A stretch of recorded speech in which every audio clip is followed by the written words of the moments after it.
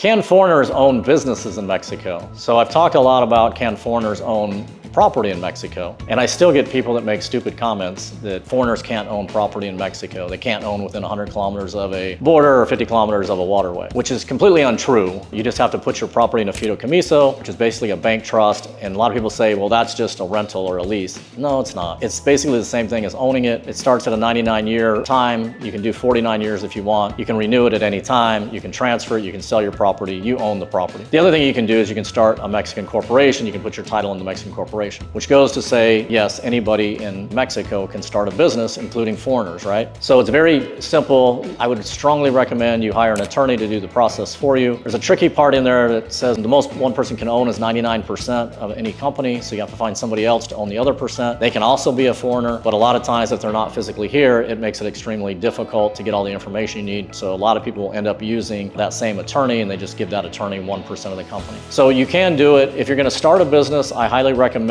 you probably have 2 years saved up of money to live on, along with the cost of operating that business or starting that business. Give yourself plenty of cushion so that if things don't start out quite as well as you want, or you need to readjust, you have the ability to do that. So that's my 2 cents. If you guys have other recommendations on starting a business in Mexico or have experience with that, please let me know, including if you're an attorney that does that. I'd like to have more people in my network for that.